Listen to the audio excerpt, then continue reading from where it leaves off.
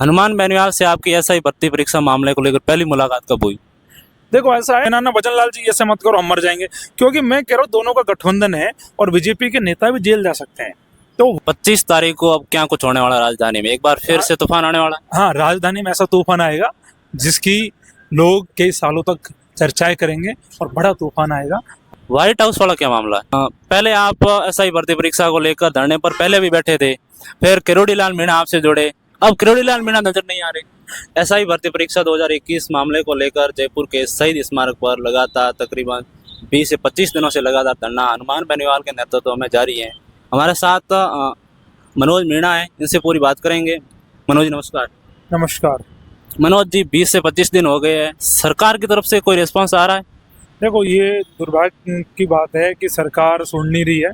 और आज ये करीबन हमें धरने का 21वां दिन है और जल्दी हमें पूरे 1 महीने हो जाएंगे, लेकिन उसके बावजूद भी सरकार ने वार्ता तक नहीं करी। कोई अधिकारी, कोई डेलीगेशन सरकार ने नहीं कराया।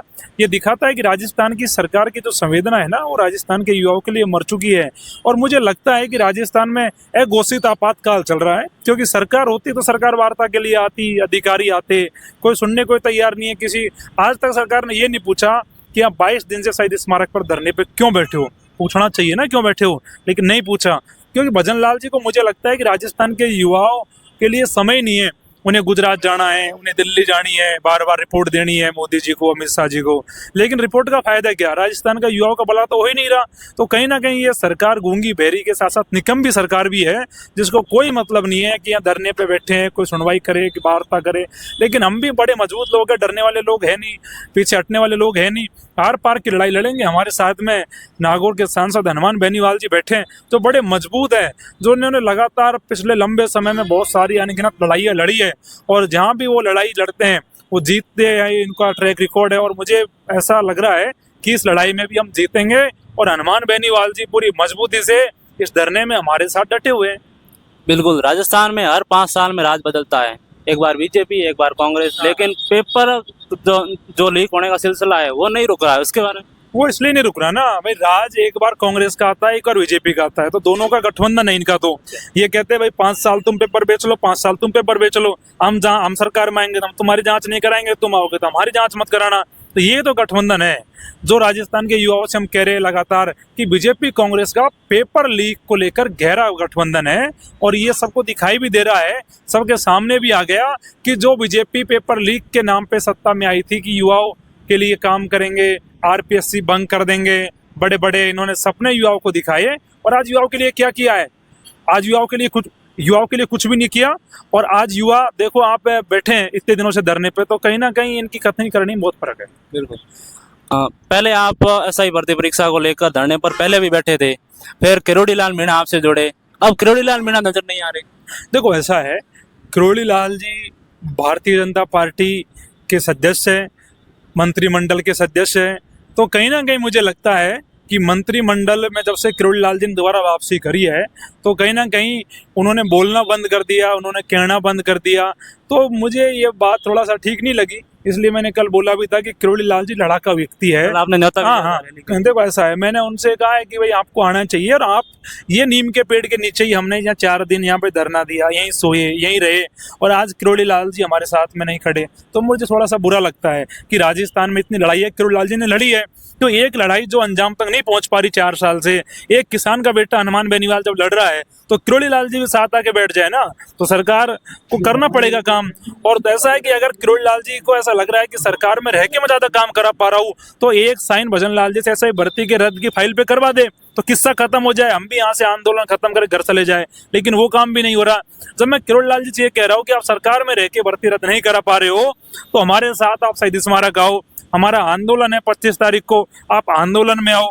आप भी किसान के बेटे हो, हनुमान बेनीवाल जी भी किसान के बेटे हैं। अगर दोनों लोग मिल जाएंगे तो ऐसी कोई सरकार है क्या राजस्थान में जो नहीं मानेगी? सरकार घुटनों के बल आ जाएगी, घंटे भर के अंदर सरकार को ऐसा ही भर्ती रद्द करनी पड़ेगी।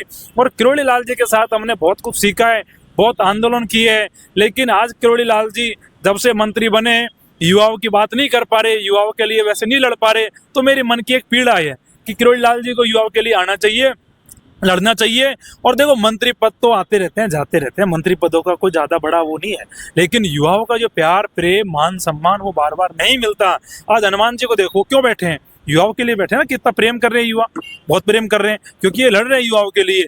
और 10 दिन लड़ेंगे नहीं, युवा प्रेम बंद करना बंद कर देंगे। तो मैं इसीलिए किरोड़ीलाल जी से मैंने कहा कि आपको 25 तारीख को आना चाहिए, और मेरा ऐसा मन है कि वो आएंगे। हनुमान बेनीवाल से आपकी एसआई भर्ती परीक्षा मामले को लेकर पहली मुलाकात कब हुई? देखो ऐसा है, हनुमान बेनीवाल जी के संदर्भ में था कि ये बड़ा भ्रष्टाचार हुआ है, बड़ा घोटाला है, और ये लंबे समय से बच्चे लड़ रहे हैं। मैं नागौर गया था एक रैली करने, करीबन आज से साल भर पहले की बात है। तब मैं घर पे जाके आया, नेताजी मेरे को घर पे मिले। मैंने कहा नेताजी से कि ऐसे ऐसे पेपर लीक का एक बड़ा घटनाक्रम हुआ है जिस पे हम लड़ भी रहे हैं। नागौर तक किसी दूसरे मुद्दे पर रैली करने गया था, बच्चों का ही मुद्दा था। उसके साथ साथ मैं नेताजी से इस पे बात करी थी। नेताजी ने कहा कि तुम एक बार बात कर लो सबसे, साथ मिलके कभी लड़ेंगे, अभी थोड़ा इंतजार करो, हम लड़ेंगे। तो साल भर से बातचीत चल रही थी। नेताजी ने कहा लड़ेंगे जब खत्म कर देंगे, आर पार लड़ेंगे, और आर पार लड़ रहे हैं। अब महीना भर होता है तो दिखाता है कि नेताजी की कथनी और करनी में कोई फर्क नहीं है, जो कहते हैं वो करते हैं। और आप सबके सामने है उसका उदाहरण कि नेताजी कितनी ताकत से लड़ रहे हैं। ये भर्ती रद्द क्यों नहीं हो रही, इसके पीछे कितनी जड़ें हैं वो गहराई? देखो जड़ें तो काफी है, और भर्ती रद्द के कहाँ तक पहुंची पीछे अभी ऐसा है कि सरकार के कई मंत्रियों का नाम आ गया, वो नहीं करने दे रहे। सरकार के कई ब्यूरोक्रेसी के अधिकारियों का नाम आ गया, वो नहीं करने दे रहे। भजन लाल जी कुछ विचार करते होंगे तो कह देते होंगे ना ना भजन लाल जी ऐसे मत करो, हम मर जाएंगे। क्योंकि मैं कह रहा हूँ दोनों का गठबंधन है, और बीजेपी के नेता भी जेल जा सकते हैं। तो वो इस चीज को बचा रहे कि यार हमारे नेताओं कैसे बचाएं। भजन लाल जी को लगता है कि मेरे ही मंत्रिमंडल के आदमी जेल चले जाएंगे, कौन बैठेगा विधानसभा में साथ में। तो भजन लाल जी को इसलिए मेरे को लग रहा है कि वो भर्ती रद्द नहीं करने दे रहे। व्हाइट हाउस वाला क्या मामला है? व्हाइट हाउस का पूरा ही मामला है, आपने देखा होगा भर्ती में। व्हाइट हाउस के जो मंत्री जी है, उसके मालिक के विश्नोई जी, जो इसमें भर्ती प्रकरण में उनका नाम आया है, 6 लाख रुपए की लेन देन उन्होंने जो डमी कैंडिडेट की जगह जो पैसे दिए थे बैठाने के लिए, वो कोई महिला मित्रों के संपर्क में थी, और उसके चलते उनका नाम आया है। और वो कहते हैं कि व्हाइट हाउस तो विदेश में घूमने से बना है। मैं घूम लूं विदेश में 90 साल बन जाएगा व्हाइट हाउस? 50 साल के हमारे नहीं, घूमने थोड़ी बनता है, नहीं कुमाई का नहीं कहा उन्होंने, कहा घूम घूम के बनाया है। भाई आप घूम रहे हो जयपुर में, मैं 10 साल से घूम रहा हूँ जयपुर में, मेरा तो नहीं बना व्हाइट हाउस, क्योंकि मैंने काले कारनामे नहीं करे ना, गलत काम नहीं करे। जो गलत करता है वही तो ऐसी चीजें, ऐसी बड़ी बिल्डिंग खड़ी करता है। यहाँ कहाँ है, गरीब किसान के बच्चे किराए पे रहते हैं, रेंट पे रहते हैं, बेचारों के पास कुछ भी नहीं है, घर भी नहीं है ना रहने का। तो के विश्नोई को ये भी बताना चाहिए व्हाइट हाउस कैसे बना है, और किन किन लोगों का पैसा लगा है, और क्या पूरा मामला है, उनको स्पष्टीकरण देना चाहिए। घूमने से कोई व्हाइट हाउस नहीं बनते, मैं कहना चाहता हूँ आपसे। 25 तारीख को अब क्या कुछ होने वाला राजधानी में? एक बार फिर से तूफान आने वाला है? हाँ, राजधानी में ऐसा तूफान आएगा जिसकी लोग कई सालों तक चर्चाएं करेंगे, और बड़ा तूफान आएगा, और जिसको आपको देखने को मिलेगा। और ऐसा ही भर्ती के आगे सरकार रद्द करनी पड़ेगी, इससे ऐतिहासिक रैली के आगे सरकार को झुकना पड़ेगा। बहुत बहुत धन्यवाद। ये थे हमारे साथ मनोज मीणा, जिन्होंने अपनी साफ